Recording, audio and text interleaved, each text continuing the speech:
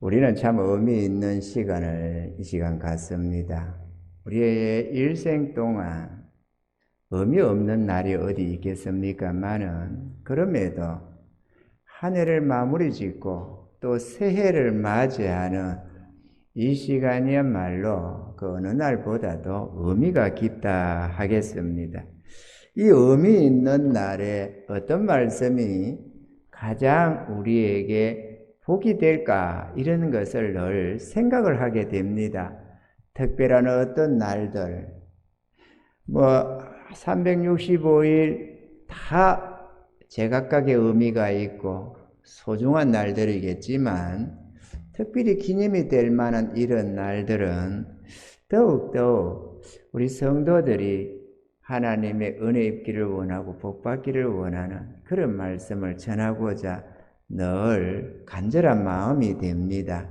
그래서 송군 영신 이런 예배라든지 또 신년 때 이런 예배 때에 특별히 더 경각심을 가지고 많은 축복의 말씀들이 있지만 새해를 시작하려고 하는 이런 시점에서 이 한 해를 이끌어갈 그런 말씀, 우리에게 정말 화두가 될 만한 그런 축복의 말씀을 전하려고 합니다.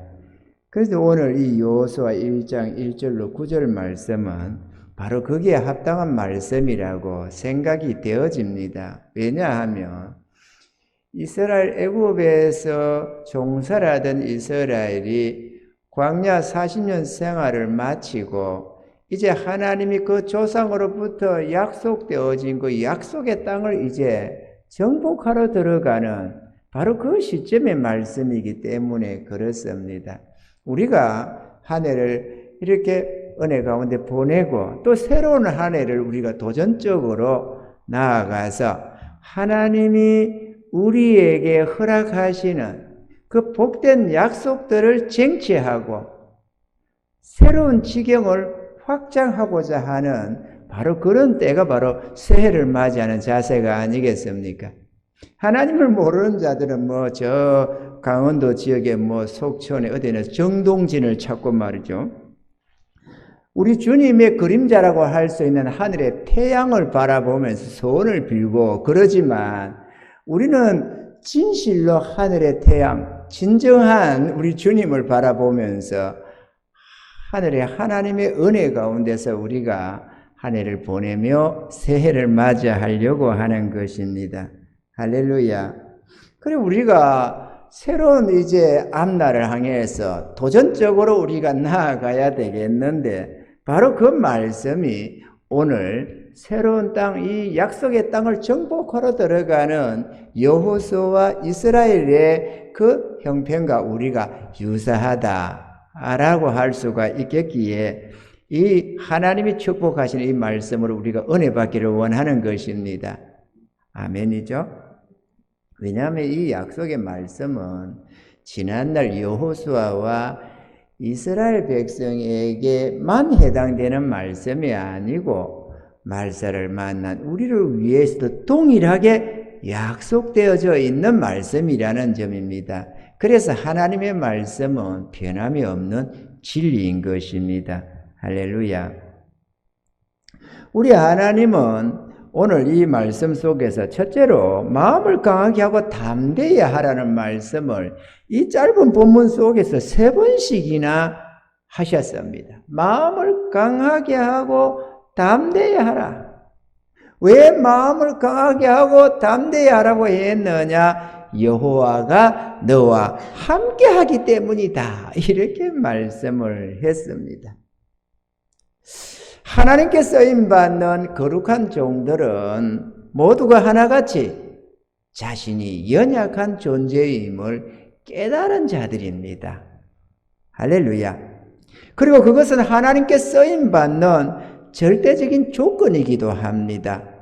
자신을 믿고 자신 있어 하는 자들은 하나님은 그들을 사용하여 쓰실 수가 없습니다. 왜냐하면 교만하기 때문이고 자기 하나님을 의뢰하지 못하고 범사에 자기 생각을 쫓아 행하게 되기 때문인 것입니다. 우리는 지난날 모세가 했던 말을 기억합니다. 이 모세를 이어서 여호수아가 바통을 받아서 이스라엘을 약속의 땅으로 이끌어 드리는데 말이죠. 출애굽기 3장 10절로 12절에 보면 하나님이 모세를 애굽으로 보내는 장면이 나옵니다. 이제 내가 너를 바로에게 보내어 너로 내 백성 이스라엘 자손을 애굽에서 인도하여 내게 하리라.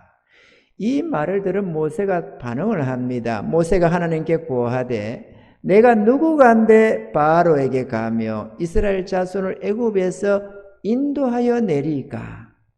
하나님이 가라사대 내가 정녕 너와 함께 있으리라. 내가 백성을 애굽에서 인도하여 낸 후에 너희가 이 산에서 하나님을 섬기리니 이것이 내가 너를 보낸 증거니라.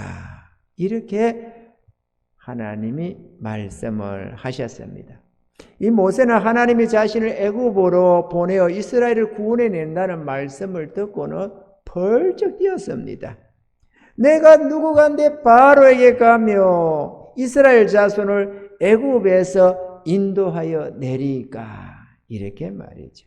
그러면서 구구절절히 변명을 늘어놓습니다. 출애굽기 4장 10절로 13절에 보면은 모세가 여호와께 고하되 주여 나는 본래 말이 능치 못한 자라 주께서 주의 종에게 명하신 후에도 그러하니 나는 입이 뻣뻣하고 혀가 둔한 자니이다. 그렇게 하니까 여호와께서 그에게 이르시되 누가 사람의 입을 지었노뇨? 누가 벙어리나 기머거리나 눈발건 자나 소경이 되게 하였노뇨? 나 여호와가 아니뇨? 이제 가라. 내가 내 입과 함께 있어서 할 말을 가르치리라. 그랬더니만 모세가 하는 말이 이렇게 말합니다. 이 모세가 가로되 주여 보낼 만한 자를 보내소서. 이렇게 말이죠. 모세가 하나님이 너와 함께 이스라엘 말씀을 듣고서도 자신 없어 하면서 보낼 만한 다른 사람을 찾아보시라고 하니까 여호와께서 모세를 향하여 노를 바라시고라고 14절에 말씀을 하고 있습니다. 지금 뭘 말씀하느냐 하면은 모세가 그렇게도 자신 없어 하면서 하나님이 함께 하신다고 해도 내가 너와 함께 해서 이스라엘 백성 이끌어내겠다고 해도 뭐 도무지 그래도 안 된다는 겁니다. 나는 능력이 없다고 말이죠. 도무지 그럴 만한 제목이 못 되니까 주님 찾아보세요 할 만한 사람 어디 한둘이겠습니까? 이러면서 말이죠. 그런데 사실 한때 모세도 아주 자신 있어 한 때가 있었습니다. 그때가 언제냐? 모세 나이 40세 될 때입니다. 사도행전 7장 22절로 25절에 보면 지난날 모세가 40세 때에 얼마나 자신 있어 했던가 하는 것을 기록해낸 대목이 있습니다. 모세가 애굽 사람의 학수를 다 배워 그 말과 행사가 능하더라. 아주 이제 왕의 지위를 이렇게 물려받기 위한 수련을 다 마치고 학술이나 무예나 모든 것에 능했더라고 기록을 하고 있습니다. 능한 척이 아니고 말이죠. 나이 40이 되매 그 형제 이스라엘 자손을 돌아볼 생각이 나더니 한 사람의 원통한 일 당함을 보고 보호하여 압제받는 자를 위하여 원수를 갚아 애굽 사람을 쳐 죽이니라. 저는 그 형제들이 하나님께서 자기의 손을 빌어 구원하여 주시는 것을 깨달으리라고 생각하였으나 저희가 깨닫지 못하였더라. 지금 이 말씀이 그 한 사람 자기 이스라엘 백성 하나를 도와서 뭐 상대방 핍박하는 자를 쳐주겠다. 그랬으니까 내가 자기를 도와준 줄 알 거다. 그 얘기를 하는 게 아니고 이스라엘을 돌아볼 생각이 났다라는 말은 자기 민족, 자기 이스라엘 백성들, 형제들을 구원해낼 생각을 했고 그래서 이 애굽의 이 왕자께서 우리 민족을 구원해내려고 이러시는구나. 우리를 위해서 이러는구나. 이렇게 생각을 했더라는 것입니다. 모세는 생각하기를. 다시 말하면 나이 40세에 학술이 능하고 뛰어난 이러한 모세가 지도력을 갖추어서 이스라엘을 구원해 내려고 했다라는 것입니다. 그렇게 자신만만하던 이 모세를 하나님이 들어 쓰시면 얼마나 좋겠습니까마는 하나님은 모세를 광야로 쫓아보냈습니다. 물론 살기 위해서 도망을 쳤습니다마는 광야 40년을 보내는 동안에 장인 이드로의 집에서 양을 치면서 처가살이 하면서 40년을 보냈습니다. 그러면서 지난날에 내노라 하던 그 자존심, 자만심, 그 대단한 혈기 다 죽어나가고 모세 나이 80이 되어서 이제 하나님이 저를 쓸만하겠다 싶어서 이제 지금 애굽으로 보내는 장면인 것입니다. 왜 이렇게 자신 있어 할 때는 하나님이 안 들어 쓰시더니만 자신 없어 할 이때에 보냈느냐? 여러분, 자신 있어 할 때는 자기 생각을 쫓아서 행할 수밖에 없는 것입니다. 그래서 자신 있어 하는 사람의 특징은 무릎을 꿇지를 않습니다. 하나님 앞에 무릎 꿇지 않고 하나님의 뜻을 구하지 않고 언제나 내 지혜, 내 생각을 쫓아서 이렇게 하면 어떨까, 저렇게 하면 어떨까, 범사를 이렇게 행하기 때문에 하나님은 그를 들어 쓸 수가 없다는 것입니다. 안 쓰려고 해서가 아니라 쓸 수가 없다니까요. 아멘입니까, 여러분? 머리 굴리지 마시기 바랍니다. 비록 내가 잘 배웠고 누구 못지않게 많은 것을 내가 그런 지식이 있고 능력이 있고 이런저런 재능이 있다고 해서 하나님이 그를 쓸 수가 없다는 사실입니다. 아무리 그런 것을 갖추어서도 늘 하나님 앞에 겸손해야 하는 것입니다. 늘 하나님께 기도해야 하고 하나님의 뜻을 구하며 묻으며 하나님의 능력과 지혜와 그 은혜를 늘 구하는 자가 되어야 하는 것입니다. 그래야 실패가 없고 승리한다는 사실을 믿으시기를 바랍니다. 올 한 해 동안에 기도 제대로 못한 일들 있으시면 깨닫고 반성하시고 세상에서는 반성한다고 하는데 우리는 회개해야 합니다. 왜냐? 만약에 기도해서 하나님의 뜻을 구하고 지혜를 구하고 능력을 구하고 도움을 구했더라면 하나님의 은혜가 넘치도록 역사되어서 내가 그 하나님의 복을 마음껏 받아 누렸을 것이고 그로 말미암아 하늘에 하나님에게 무한 감사 영광 돌렸을 터인데 내가 교만해서 하나님께 묻지 않고 구하지 않고 도움을 청하지 아니해서 하나님이 들어 사용할 수가 없고 이끌어 줄 수가 없어가지고 별로 아름다운 열매를 맺지 못해서 하나님께 영광을 못 드렸다면 우리는 당연히 회개해야 하는 것입니다. 아멘이죠.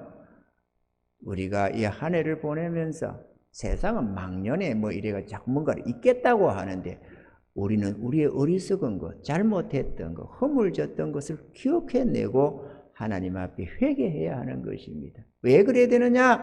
그래야 새해에는 더욱더 주님 의지해서 살아갈 것이기 때문에 그런 것입니다. 할렐루야.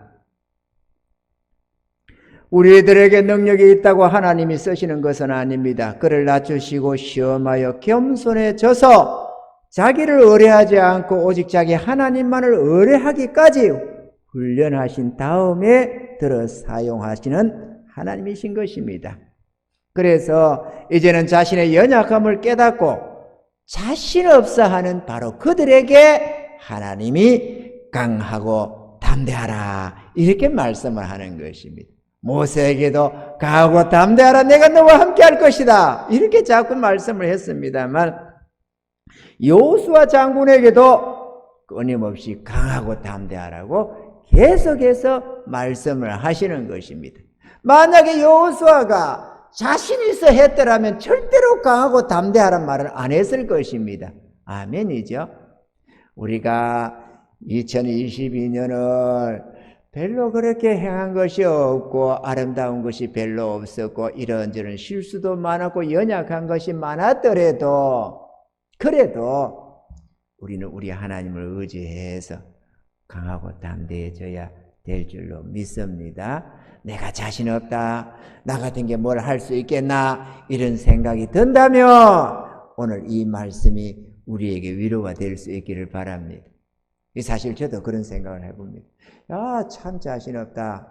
오늘 특히나 이 은혜, 이 자리에 세상은 막 즐거움을 찾고 이런저런 낙을 쫓아서 그렇게 보낼 이 시간에 하나님을 찾아 나와서 은혜 입겠다고, 또 그리고 은혜에 하나님께 감사하면서 이 자리에 참여한 우리 성도님들에게 내가 좀 위로가 될 말씀을 전해야 하겠고, 좀 능력의 말씀도 전해야 되겠는데, 축복의 말씀을 전해야 되겠는데, 내가 아무리 생각해도 별로 자신이 없는 거예요. 그래서 말씀을 묵상하다가, 그래, 우리 하나님인데 여호수아도 자신 없어 했다. 그랬더니만 하나님이 강하라 담대하라 이렇게 말씀을 하셨는데, 그래, 나도 그렇지. 자신 없지만 하나님을 의지해서 그래, 강하고 담대히 한번 전해보자, 이렇게 제가 이 자리에 섰습니다. 할렐루야. 그 말씀을 생각하다 보니 위로가 좀 됩니다. 그래, 나도 별로 한 것도 없고 한 해 동안 별로 기쁨도 한 것도 없어서 하나님 앞에 죄수한 것뿐이고 받은 은혜만 많아서 감사한 것뿐이지만, 그럼에도 어찌겠습니까? 하나님이 강하고 담대하라 하시니까 저도 강하고 담대하게 주의 말씀을 전하려고 하는데, 여러분 어쨌든 간에 주의 말씀은 믿음으로 받으면 복이 되고 은혜가 되는 줄로 믿습니다. 할렐루야. 성도는 하나님을 의지해서 강하고 담대해져야 합니다. 만약 성도가 능력의 하나님을 의지하지 못하고 자기 자신의 연약함을 보면서 주눅들어하고 두려워하면 심각한 문제가 또 생긴다는 것입니다. 그러니까 너무 자신이 있어서 나는 뭐든지 할 수 있어 막 이러면 그거 심각한 문제인데요. 음이 기죽어 이래가지고 자신 없어 하면 이것도 심각한 문제가 생긴다는 것입니다. 아멘이죠. 어떤 문제가 생기느냐? 이스라엘이 가나안 땅을 정복하러 들어갔을 때입니다. 바로 이 앞에 38년 전에 이 가나안 땅을 쳐들어 올라가라고 그 앞에 갔을 때에 가데스 바네아에 그 올라가서 싹 올라가면 되는데, 정탐꾼을 12명 보내가지고 정탐하게 하고 했던 그 사건이 있잖아요. 그때 올라갔던 자들이 보고 와가지고 회보할 때 뭐라고 했느냐? 가나안 7족속을 바라보면서 그들을 무서워하고 두려워해가지고 하는 말이, 저들은 우리보다 강하다, 우리는 못 이긴다. 저들이 우리가 볼 때도 저들 앞에 우리는 메뚜기 떼 같더라. 바람만 확 불어도 홀라당 날아가는 별 볼 없는 메뚜기 떼 같더라. 그러니 저들 눈에도 똑같을 거다. 이렇게 말이죠. 결국 상대를 두려워했던 이스라엘은 그 땅을 얻지 못하고 광야로 쫓겨나서 멸망을 당하고 말았습니다. 우리들도 주님을 의지해서 정복해 나가야 할 땅이 있고 헤쳐나가야 할 문제가 우리 앞에 계속해서 주어져 있는 것입니다. 우리는 그 땅을 정복해 나가야 합니다. 아멘이죠. 이스라엘이 정복했던 가나안 땅처럼 우리에게도 정복해 나가야 할 아름다운 꿈들이 있다라는 것입니다. 우리 하나님께서 우리에게 허락하시는 꿈들 말이에요. 아멘이죠. 저도 그렇습니다. 지금까지는 광야 같은 생활을 했을지라도 부흥에 대한 꿈이 있고 수많은 영혼들의 구원에 대한 꿈이 있고 우리 성도들이 복받아서 마음껏 감사하며 찬양하며 주의 은혜를 기뻐하는 그렇게 되기를 소원하고 또 그렇게 그 풍성한 푸른 초장 실만한 물가를 인도하고 싶은 소원이 있습니다. 저도 그 꿈을 쫓아야 되거든요. 근데 자신 없어 하면 어떻게 되겠어요? 자신 없지만 나는 할 수 없겠지만 하나님이 함께 하시고 그 하나님이 형통케 하시면 얼마든지 그 꿈은 이루어질 수 있다고 나는 생각을 합니다. 아멘이죠. 여러분들도 마찬가지입니다. 지금까지 비록 실패자의 모습이었을지라도 그거는 내 자신을 의지하고 있을 땐 말이고, 우리 하나님의 은혜 안에서 주님 주시는 지혜와 능력을 받아서 우리가 믿음으로 준행하면 얼마든지 우리가 바라보는 그 약속의 땅을 쟁취하게 될 줄로 믿습니다.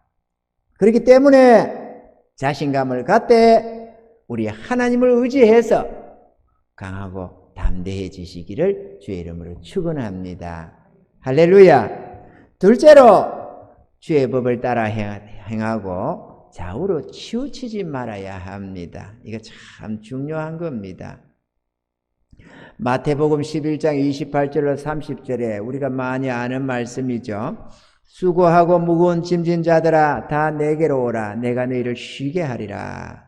나는 마음이 온유하고 겸손하니 나의 멍에를 메고 내게 배우라. 그러면 너희 마음이 쉼을 얻으리니 이는 내 멍에는 쉽고 내 짐은 가벼움이라 하시니라. 이렇게 말씀을 하셨습니다. 나의 멍에를 메고 내게 배우라 라는 말씀이 다름 아니라 주의 법을 따라 행하고 좌우로 치우치지 말아라, 이 말씀과도 같은 말씀인 것입니다. 하나님은 고달프게 살아가는 우리들에게 쉼을 얻게 해 주시기를 위해서, 그리고 평안하고 형통한 삶이 되게 해 주시기 위해서 주의 멍에를 메고 배우라고 말씀을 하시는 것입니다. 할렐루야. 주의 뜻 안에서 살아야만 평안과 행복을 얻게 되는 줄로 믿습니다. 신명기서 10장 12절로 13절에 이렇게 말씀을 하십니다. 이스라엘아, 내 하나님 여호와께서 내게 요구하시는 것이 무엇이냐?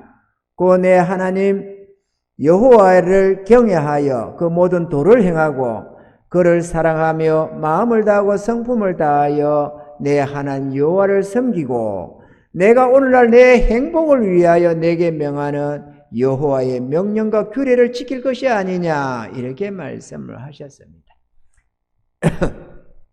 세상 만물의 주인 되신 전능의 하나님이 우리에게 순종을 요구하시는 것은 다름 아니라 우리의 행복을 위해서 그렇게 하신다고 말씀을 하고 있는 것입니다.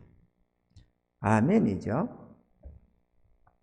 우리 주의 백성들은 하나님의 법을 잘못 이해하는 것이 참 많습니다.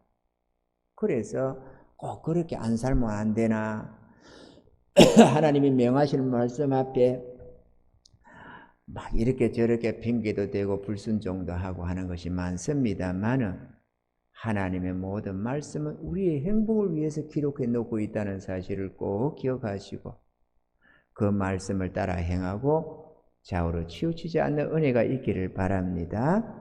셋째로, 그리하면 내 길이 평탄케 될 것이며 내가 형통하리라. 주의 법을 지켜 행하라. 그리하면, 이 그리하면이란 단어가 얼마나 중요한 단어인지 모릅니다. 왜냐하면은 하나님의 모든 복은 그 앞에 그리하면이란 단어 앞에 우리가 행해야 할 하나님이 하라고 하시는 말씀이 있습니다. 명령이 있습니다. 그 명령을 지켜 행하라. 그리하면 나 여호와가 너에게 이렇게 저렇게 복을 베풀 것인데, 들어가도 복을 받고 나와도 복을 받고, 성읍으로 들어가면 성읍에서 복을 받고, 성 밖으로 나오면 성 밖에서 복을 받고, 농사를 지으면 모든 소출의 복을 받고, 짐승을 키우면 우양이 복을 받고, 자식들이 복을 받고, 심지어는 떡반죽 그릇까지 복을 받을 것이라고 말씀을 하는 것입니다. 하나님은 전능하십니다. 그 하나님의 약속은 이뤄도 변함이 없습니다. 영원한 진리입니다. 근데 우리가 하고 한 날 우리가 원하는 게 복 받는 거 아니겠어요? 새해가 되면은 뭐 벌써부터 그럽니다. 나한테도 뭐 이런 목사님들 전화 와가지고, 목사님 새해 복 많이 받으세요, 이렇게 말이죠. 미리 복 받으라고. 또 이렇게 저렇게 문자도 이렇게 저렇게 보내면서 복 받으시라고. 근데 복 받으라고 한다고 복 받습니까? 근데 우리 목회자들은 복 받으라고 해도 주님의 뜻 안에서 형통케 되기를 바랍니다, 하나님의 은혜로 복 받기를 바랍니다. 이렇게 말을 합니다. 그 세상 사람들은 하나님의 은혜, 하나님의 축복 이런 것은 없이 그냥 무조건 복 받아라는 거예요. 복 받으라고 한다고 복 받습니까? 아니, 담은 10,000원이라도 주면서 복 받으라고 해야지.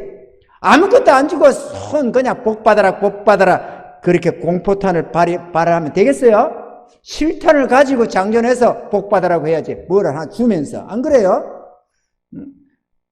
맞죠? 그죠? 뭐라 주면서 하다못해 복 받아라, 하다못해 갈비탕을 한 그릇 사주면서 복을 받으라든지 건강하라든지 그래야지. 뭐 말만 가지고 복 받아라, 건강해라 그러면 안 되지. 그 우리가 이 그리하면 내 길이 평탄케 될 것이며 형통하리라 이랬습니다. 하나님의 복 받는 비결은 아주 간단합니다, 여러분. 우리는 어떻게 하면 복 받을까? 근데 우리가 이렇게 하죠. 복 받을까가 아닙니다. 우리는 원래 우리 조상 때부터 복을 많이 말합니다. 그죠? 입춘 대길이라 이렇게 적어가면서 우리가 얼마나 복을 바랍니까? 이 베개에도 복, 뭐도 복, 좌우자로 복자를 써가지고 그렇게 복을 찾습니다. 그런데 오늘날은요, 옛날에 우리 조상들은 복을 찾았는데 오늘날은 돈을 찾습니다. 복이 돈으로 생각하는 경향이 있어요. 그죠? 복 받는다면 부자 되는 거 이렇게 생각합니다. 그런데 우리 옛날부터 조상들은 그 복을 따진 게 아닙니다. 그것도 복이지만 뭐 오복이네 뭔 복이네 가면서 눈 밝은 것도 복이고 장수하는 것도 복이고, 그죠? 치아가 건강한 것도 복이고 자손이 많은 것도 복이고 이런저런 건강도 복이고 이런 복을 따지거든요. 그 복이거든. 하나님이 복 준다고 했지 돈 준다고 말을 하는 건 아니라는 사실을 알아야 됩니다. 돈도 재물복인데 복이 어디 재물복만 있습니까? 안 그래요? 우리가 재물복이 있고 건강의 복도 없어요. 뭐 화목의 복도 없어요. 뭐 자손의 복도 없어요. 뭐 이렇게 저렇게 그러면 우리가 복되다고 하겠습니까? 돈만 많아가지고 지가 막 당로 그래서 보리밥 퍼먹고 이래서도 써먹지 못하고 몸이 아파 삘삘 해가지고 비행기 못타고 여행도 못 가고 그게 무슨 복이 되겠어요? 돈만 많다고 돈지랄 한다고 되겠어요? 안 되지. 그 복이 돼야 됩니다. 아멘이죠? 우리가 복을 봐야 되는데 복 받는 비결이 아주 간단하다는 거예요. 이것처럼 간단한 게 없어요. 우리는 막 돌박을 굴려가면서 스펙 쌓아가면서 막 어떻게든 잘해볼게라고 애를 쓰는데 그런다고 복이 오는 게 아니고, 아멘이죠? 복 받는 비결 보기 아주 간단해요. 왜? 복에 거는 대신에 하나님이 이렇게 하면 복이다 라고 하면 그렇게만 하면 복이 되는데 사람들이 그 말씀대로는 안 살고 자꾸 자기 생각대로 복을 찾는 거예요. 이게 문제입니다. 아멘이죠? 어떻게 하면은 복을 받느냐? 비결이 아주 간단한데요. 하나님이 이러시는 말씀대로 순종하여 살면 범사가 형통케 되고 복을 받게 된다는 것입니다. 이렇게 간단한 법이 어디 있어요? 하나님이 이러신 말씀대로 올 한 해 성경 1독도 안 하시는 분 마음으로 손을 한번 탁 들어보세요. 여기서 들면 남사스러우니까 속으로만 탁 들어보는. 그 1독을 왜 안 했겠느냐? 복이 거기에 있는 줄 모르고 밖에서 찾아서 그렇습니다. 밖에서 열심히 복을 찾다 보니까 세상에서 복이 있을 줄로 알고 열심히 뒤지고 다니면서 부지런을 떨다 보니까 하나님의 복을 기대를 안 하고 하나님의 복을 쳐다 안 봐서 그래요. 그러니 별로 형통이 없었겠죠? 그런 분들 치고 형통이 별로 있을 수가 없습니다. 아니 목사님, 나는 정말 성경 1독도 아니고 반독도 안 했지만 올 2022년 한 해 동안 나 돈 많이 벌었는데요. 조금 있어 보세요. 후불불의 날도 오니까. 결코 복이 안 된다니까요. 그러나 내가 2020년 한 해를 별로 돈 번 건 없어도 주님 말씀 열심히 대하며 순종하며 충성하며 하나님이 기쁘신 뜻대로 살았다면 내 손에 별로 잡히는 거 없고 보여지는 것도 없고 느껴지는 거 별로 없어도 반드시 하늘에 하나님께로부터 복이 임하게 되어 있는 것입니다. 할렐루야. 하나님의 약속은 1.1도 변함이 없는 것임을 우리는 알아야 합니다. 그러면 왜 주의 백성들은 하나님의 말씀대로 순종하며 살지 못할까요? 복을 원치 않아서? 아니요, 복 받고 싶지 않아서? 그건 아니다라는 것이죠. 성도들이 하나님의 전지전능하신 능력을 알지 못하고 믿지 못해서 하나님의 말씀대로 하나님의 뜻대로 살지 못한다는 것입니다. 무엇보다도 인간의 무지무능 때문인데요. 죄에 빠진 인간은 무지무능한 데 비해서 하나님은 전지전능하시니까 그 격차만큼이나 오해가 생기고 불신이 생겨나는 것입니다.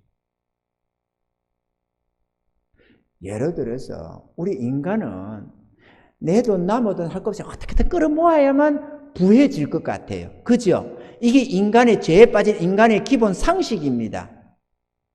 그런데 비해서 하나님은 허투 구제를 하래요. 그래야 부해지고 풍성해진다고. 도무지 이해가 안 되는 말이잖아요. 우리 이 돌박으로 생각할 때는 도무지 이해가 안 되잖아요. 그렇습니까? 안 그렇습니까? 아니 어떻게든 벌어 모아서 끌어안고 있어야 풍부해지고 윤택해지지. 우리 생각은 그렇습니다만 하나님은 아니다. 심어라. 흩어 구제하고 베풀면 나누며 하나님 나라에 충성해라. 그래야 하면 풍부해지고 윤택해진다. 이렇게 한다 이거죠. 우리 생각은 정반대가 되는 거죠. 우리는 새벽부터 일어나서 밤새도록 쎄빠지게 일을 하고 그렇게 해서 한 푼 두 푼 아껴야만 부자가 될 것 같은데 하나님은 그렇게 말씀 안 한다고 보죠. 그러면 어느 쪽이 맞겠어요? 우리 생각은 언제나 틀리고 하나님 말씀은 언제나 옳습니다. 왜 그러느냐?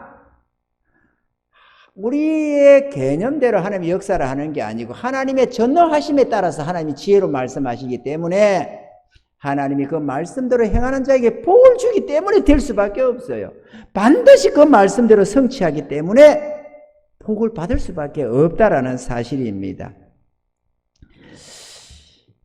우리가 하나님의 복을 받기를 원한다면 자신의 무지무능함을 인정하고 주의 말씀을 믿고 순종하여야만 합니다.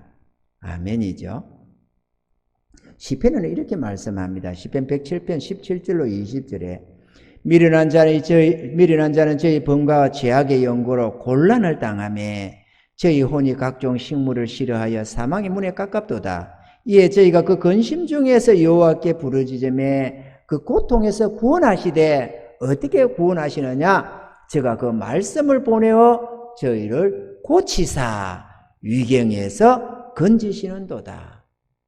그러니까 우리가 고통 속에 탄식하며 절망하며 낙담하며 하나님 도와주세요. 하나님 저 좀 도와주세요. 절망 속에 우리가 부르짖으면 하나님께서 그들을 그 고통에서 구원하여 내시는데 절차가 있다라는 것입니다. 먼저 하나님의 약속된 말씀을 먼저 보낸다는 거. 이렇게 오늘처럼 이렇게 말씀을 보낸다는 겁니다. 그래서 우리가 그 말씀을 붙들고 그 말씀에 쳐서 나를 복종해서 내가 변화받으면 저희를 고치사 저희를 변화시키셔서 위경에서 건져내신다라는 것이죠.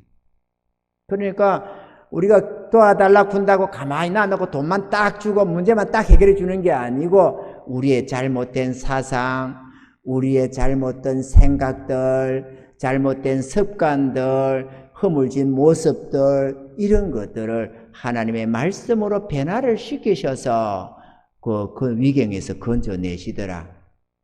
절망적인 상황에서 이런저런 문제 속에 살아가는 고통 속에서 가난 속에서 질병 속에서 그들을 건져내시는데 말씀을 보내서 건진다는 것입니다. 오늘 이렇게 말이죠. 그러니 우리가 그 말씀을 붙들어야만 권능이 역사되는 것입니다. 할렐루야. 시편 23편 1, 2절에는 이렇게 말씀을 합니다.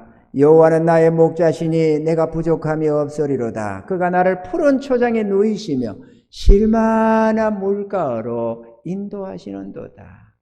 양들에게 있어서 이보다 더 아름다운 목줄이 어디 있습니까? 이런 목자가 있어서 이끌어 간다면 양들은 다 복되고 아름다울 수밖에 없습니다. 우리는 주의 양떼들입니다. 우리 주님이 우리의 선한 목자가 되셔서 이 생명수 샘물길로 인도하시며 푸른 주장 쉴만한 물가로 주님이 인도하시는데, 우리가 우리의 목자 되신 주님을 믿고 따라만 가면은 누구나 푸른 초장 쉴만한 물가로 인도함을 받아 살 수가 있다라는 사실입니다. 그러니 세상에서 성공하겠다고 뺀질거리지 말고 하나님의 말씀을 믿고 믿음으로 준행해 나가면 반드시 승리가 보장되어 있다는 사실을 우리가 알아야 합니다. 참 쉽잖아요. 그죠? 정말로 100% 믿는다면 주의 말씀을 붙들고 살지, 믿지 못하니까 자꾸 내가 앞서고 내 능력으로, 내 지혜로, 내 노력으로, 내 이런저런 재능과 기술과 경험으로 내가 잘 되려고 하니까 문제가 꼬여지기 시작하는 것입니다. 잘 되는 것 같다가도 넘어지고 자빠지고, 이제 내가 살만하다 싶다 보면은 모든 것이 망쳐지고 또 다시 원점으로 되돌아가기도 쉽고, 그렇게 살다가 어느 날 끝나는 겁니다, 인생이. 그렇지만 주의 뜻대로 사는 사람은 절대로 실패할 수가 없습니다. 아멘입니까, 여러분? 승리하시는 은혜가 있기를 주의 이름으로 축원합니다. 그래서 주님이 인도해 주셔서 푸른 초장 쉴만한 물가로 이끌어 주시기 때문에 순종하여 사는 자들은 범사가 형통케 되어 괴로움이나 근심 걱정이 없는 평안한 삶이 되어질 수가 있는 것입니다. 할렐루야. 마지막 넷째로, 네가 어디로 가든지 내 하나님 여호와가 너와 함께 하느니라 라는 말씀입니다. 이 사무엘하 8장 6절에 보면은 다윗에 대한 글이 나오는데요. 다메섹 아람의 수비대를 두매 아람 사람이 다윗의 종이 되어 조공을 바치니라. 다윗이 어디로 가든지 여호와께서 이기게 하시니라. 이것도 어디로 다윗이 어느로 가든지 간에 뭐 아람으로 가든 블레셋으로 가든 뭐 어디로 모압으로 가든 암몬으로 가든 어디로 쳐들어가든지 하나님이 다윗과 함께 하셔서 언제나 이기게 하더라는 것입니다. 왜 그러느냐? 다윗이 하나님 마음에 합해가지고 말이죠. 아멘이죠. 우리도 마찬가지입니다. 우리가 하나님의 마음에 합해지면, 하나님의 마음에 쏙 들기만 하면 하나님이 모든 범사에 함께 하셔서 형통케 하시고 늘 이기게 하신다고, 그래서 강하고 담대하라고 자꾸 말씀을 하시는 것입니다. 할렐루야.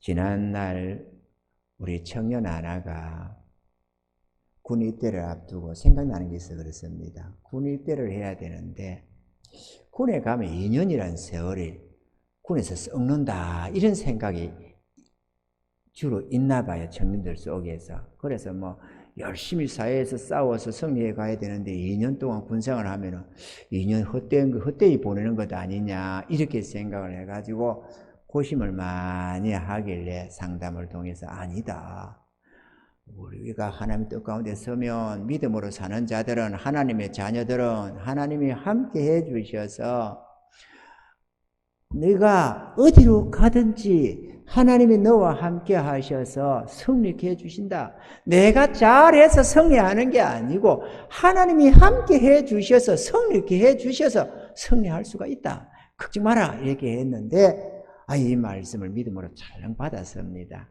그래가지고 아멘 이래가지고 군에 용기 있게 들어갔습니다. 그런데 군생활 2년 동안에 하나님의 기적적인 역사들을 경험하면서 얼마나 기쁘게 군생활 2년을 했는지 몰라요.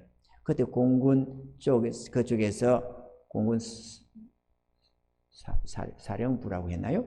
어쨌든 참 그쪽편에 있었는데 제가 그때 좀 지시를 해서 북한의 김정은이 때리잡으라고 할 건데 그때 그걸 말을 안 해가지고 남아있어가지고 말이야. 그때 때리잡아버렸어야 되는데